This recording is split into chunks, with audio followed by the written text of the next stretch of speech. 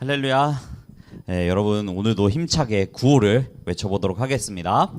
나는 하나님의 자녀, 하나님 나라를 이 땅 가운데 이루어가요. 할렐루야. 아멘. 우리 친구들 건강하게 잘 지냈죠? 네, 건강하게 잘 지냈을 거예요. 네, 우리 지난주에 이어서 한번 이렇게 외쳐봤으면 좋겠어요. 자, 첫 번째로, 자, 믿음은 기적이다. 기적이다. 네. 자, 두 번째로 고민하는 믿음을 하나님께서 기뻐하신다. 아멘. 네, 지난주에 배웠던 우리 이 두 가지 기억하면서 여러분 모두가 하나님께서 기뻐하시는 믿음의 사람이 되기를 축복합니다. 아멘. 네, 여러분 오늘도 설교를 시작하기 전에 퀴즈를 여러분들에게 전사님이 내드리도록 하겠습니다. 자, 퀴즈를 바로 내드리도록 할게요. 자, 오늘의 퀴즈입니다. 미국의 제16대 대통령으로서 미국 남북전쟁에서 승리하고 노예 해방을 처음으로 선포했으며 후에 극장에서 암살당해 죽게 되는 이 사람은 누구일까요? 자, 댓글로 남겨주세요. 우리 현장에 오는 친구들 온라인도 잠깐만 조금만 기다려볼까요? 네, 조금만 기다려볼게요. 네, 온라인에도 답이 막 올라오는데 조금 4학년이니까 먼저 시켜보도록 할게요. 나폴레옹 땡.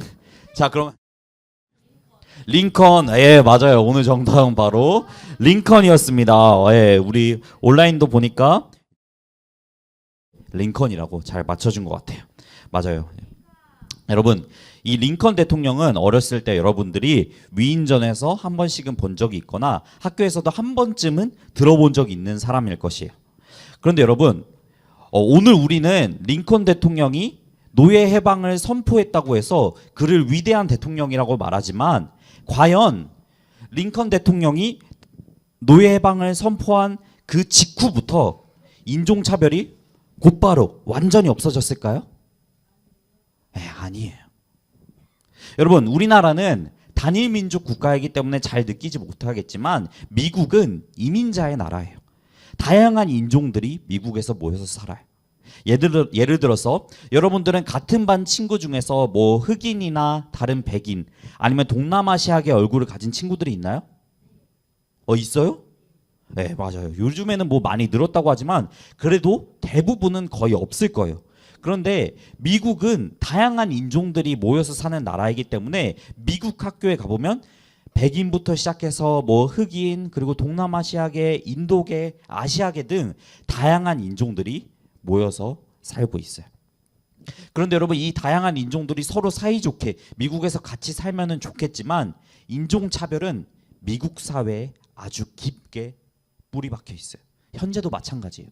링컨 대통령이 노예제도를 없앴다고 해서 그냥 끝나버린 게 아니에요. 여러분, 이 사진을 한번 볼까요? 여러분, 이 사진을 보면 백인들과 다른 인종들이 쓰는 세면대가 달라요. 뿐만 아니라 버스를 탈 때에도 백인들이 타야 하는 칸과 다른 인종들이 쓰는 칸이 달라요.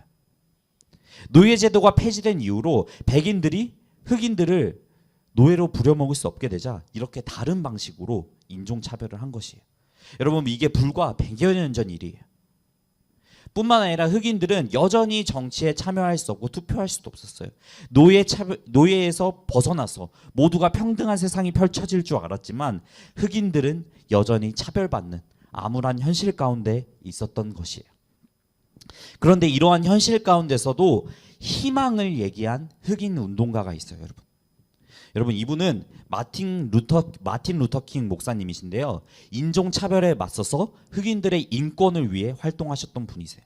그분이 미국의 링컨 기념관 앞에서 했던 연설은 미국의 3대 연설이라고 할 만큼 유명하고 지금도 전 세계인의 가슴을 울릴 만큼 중요한 연설인데 전사님이 일부만 잠깐 읽어드릴게요.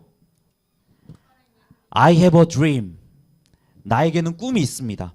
언젠가는 노예의 후손들과 노예 주인의 후손들이 한 식탁에서 같이 밥을 먹을 수 있을 것이라는. I have a dream. 나에게는 꿈이 있습니다. 나의 4명의 자식들이 언젠가는 그들의 피부색이 아니라 그들의 캐릭터에 의해서 판단되는 나라에서 살게 될 것이라는. 마틴 루터킹 목사님은 여러분 미국 사회 내에 깊게 뿌리 박힌 인종차별의 현실 속에서도 dream, 꿈, 희망을 얘기했던 것이에요. 언젠간 희망찬 꿈꾸는 그 날이 분명히 올 것이라고. 그리고 마틴 루터킹 목사님의 그런 바람처럼 현재 미국은 물론 아직도 지금도 많이 부족하지만 점점 차별 없는 세상으로 나아가려고 하고 있어요. 조그만했던 그 희망이 세상을 점점 바꾸어 나가고 있는 것이에요. 이처럼 여러분 희망, 기독교적 표현으로 소망을 가진다는 것은 굉장히 중요한 일이에요. 엄청난 힘을 얻는 일이에요. 오늘 말씀 속의 이야기도 한 사람이 소망을 가질 때 어떤 일이 발생하는지 우리에게 정확하게 보여주고 있어요. 우리 오늘 말씀 한번 잠깐 살펴보도록 할까요? 여러분, 예수님께서는 이 땅에 오셔서 많은 사람들을 고쳐주시고 치료하여 주셨어요. 오랫동안 앞을 보지 못한 맹인들을 치유해 주시기도 하셨고 귀신 들린 사람들을 고쳐주시기도 하셨어요. 뿐만 아니라 중풍병자를 고쳐주시기도 하는 등 예수님은 이 땅 가운데서 많은 사람들의 병을 고쳐주셨어요.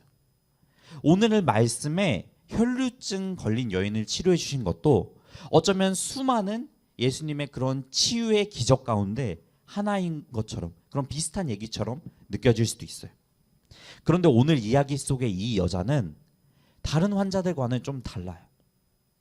여러분 오늘 말씀 25절을 보면 12해를 이 여자가 혈루증을 앓았다고 나와 있는데, 이 혈루증이라는 병은 오늘날로 따지면 만성출혈병, 쉽게 말하자면 피가 시도 때도 없이 계속 나는 병이에요. 이 병을 그 여자가 무려 12년 동안 앓고 있었던 거예요. 여러분 12년 동안 병을 앓고 산다는 것은 단순히 몸만 아픈 것뿐만이 아니라 마음의 상처도 또한 깊어져요.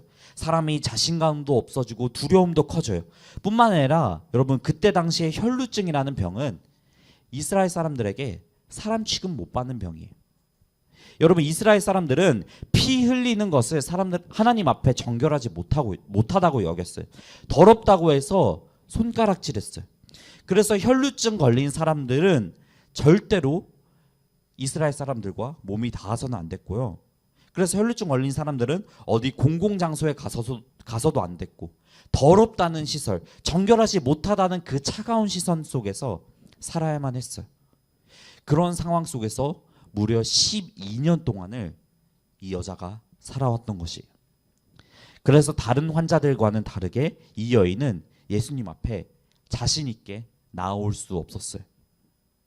물론 여자도 이 병을 치료하기 위해서 그동안 엄청 애썼어요. 의사들을 찾아다니면서 이 병 좀 치료해 달라고 하고 돈도 엄청 많이 썼지만 오히려 병세는 더 깊어져만 갔어요. 여러분 지금 시대야 우리가 이 의료기술이 발달해서 병의 원인과 치료 방법이 정확하게 잘 나와 있지만 그때 당시에는 잘못된 진단을 내리는 이상한 의사들도 많았어요. 여러분 지금도 분명히 있을 텐데 이제 멍든 곳 달걀로 이렇게 문지르면 낫는다는 그런 설이 있잖아요. 그거 아무 효과도 없대요. 의학이 이렇게 발전된 현대 사회에도 정확하지 못한 이런 치료 방법들이 많아요. 그런데 그때 당시에는 얼마나 많았겠어요. 뭐 마늘과 포도주를 섞어 먹인다거나 아니면 환자를 일부러 놀라게 한다는 등 이상한 치료 방법들이 많았던 것이에요.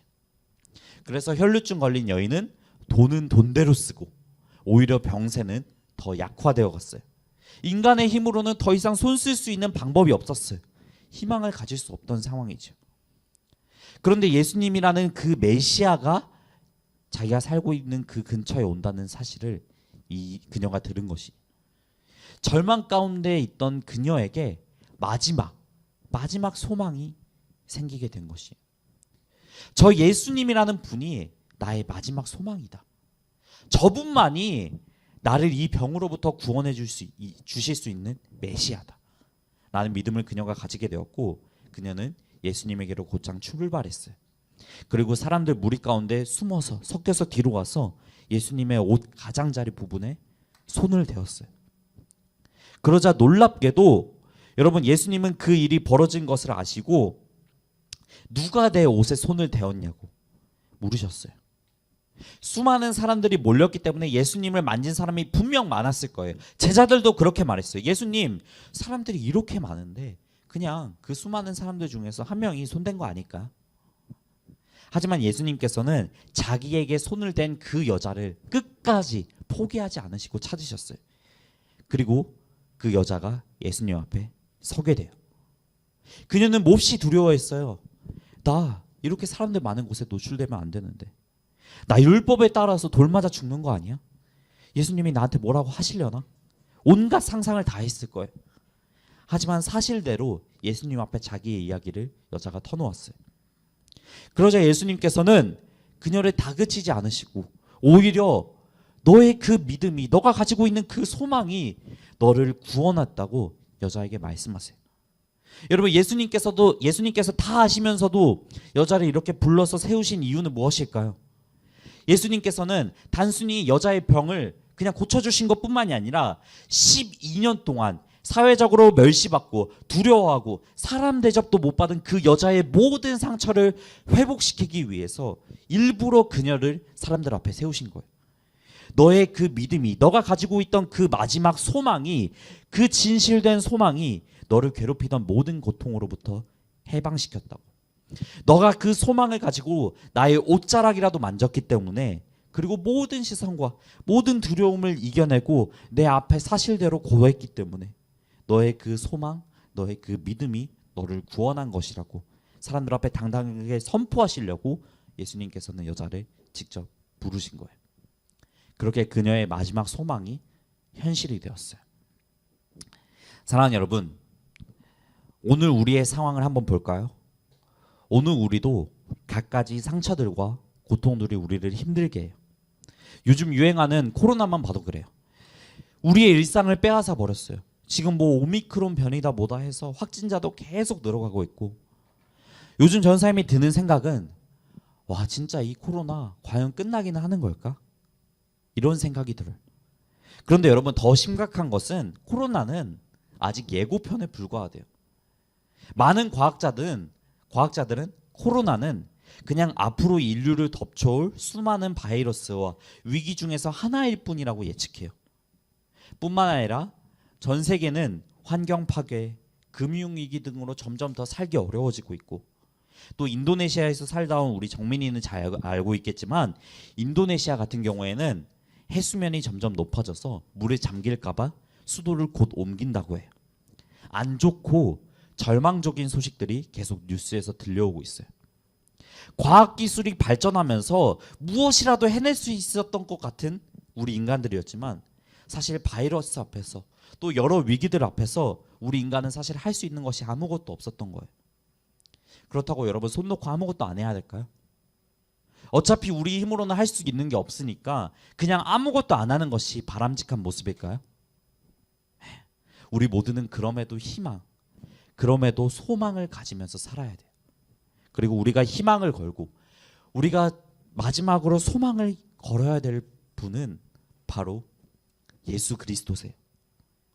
여러분, 예수님을 소망으로 삼는 것이 겉보기에는 뜬구름 잡는 소리처럼 보여요. 아무 도움도 안 되는 비현실적인 소리 같아 보여요.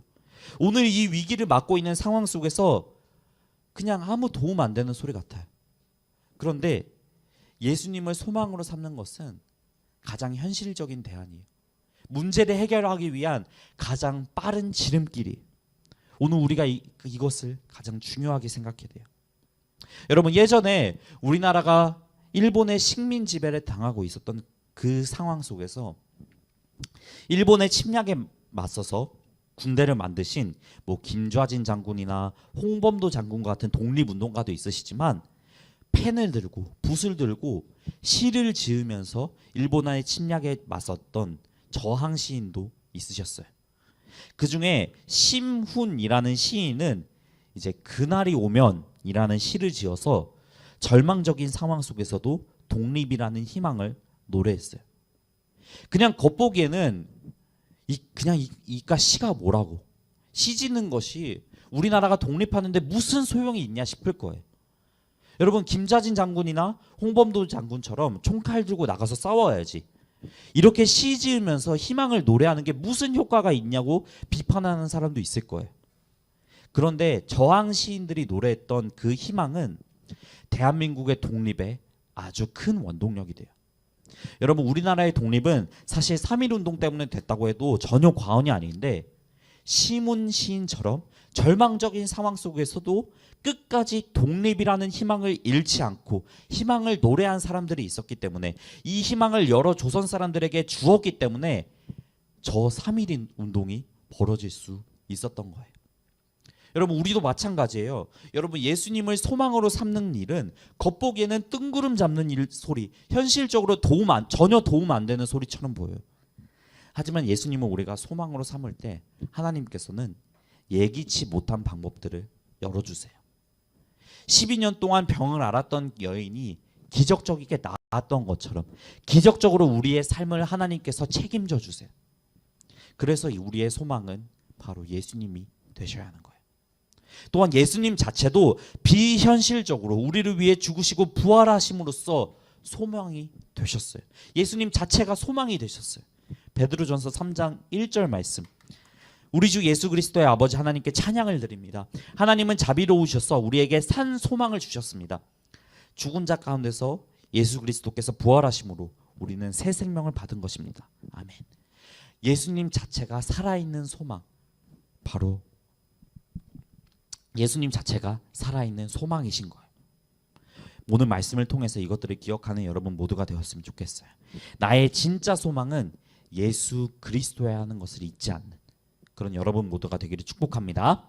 네, 마지막으로 이렇게 한번 외쳐봤으면 좋겠는데요, 여러분. 자, 첫 번째로 이렇게 외쳐봤으면 좋겠어요. 자, 소망은 놀라운 힘을 갖고 있다. 네, 소망은 암울한 현실을 바꿔버릴 수도 있는 놀라운 힘을 가지고 있다는 것을 여러분들이 꼭 기억했으면 좋겠고요. 그리고 두 번째로 이렇게 한번 외쳐봤으면 좋겠어요. 예수님이 진정한 나의 소망이시다. 아멘. 네, 우리 성경학교 때 배웠던 주제 같은데, 예수님이 나의 진정한 소망이시라는 것을 깨닫는 여러분 모두가 되었으면 좋겠어요.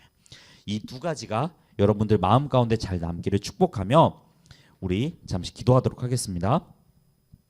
네, 잠깐 기도하도록 하겠습니다. 사랑의 하나님, 앞이 보이지 않습니다. 우리는 참 힘든 현실을 살아가고 있습니다. 인간의 힘으로는 할 수 있는 방법도 없습니다. 주님, 코로나가 그거를 정말 적나라하게 보여줍니다. 우리 인간의 방법과 우리의 생각으로는 이 위기를 극복해낼 힘이 없습니다. 하지만 그럼에도 불구하고 우리는 예수님이라는 분을 소망으로 삼길 원합니다. 예수님을 우리가 소망으로 삼을 때 이 위기가 극복될 것이라는 믿음을 저희 가운데 허락해 주세요. 하나님, 예수님을 소망으로 삼는 것은 우리가 그냥 겉보기 이렇게 생각해 봤을 때는 아무런 도움 안 되는 현실적이지 못한 얘기처럼 들릴 수 있습니다. 하지만 예수님을 내가 소망으로 삼을 때 나에게 믿기지 않은 일이 일어날 거라 확신합니다. 하나님께서 내가 생각하지 못했던, 내가 예상하지 못했던 방법들을 열어주실 것이라 생각합니다.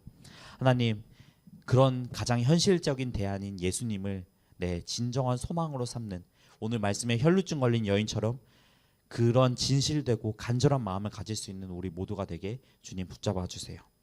감사를 드리며 살아계신 예수 그리스도의 이름으로 기도드렸습니다.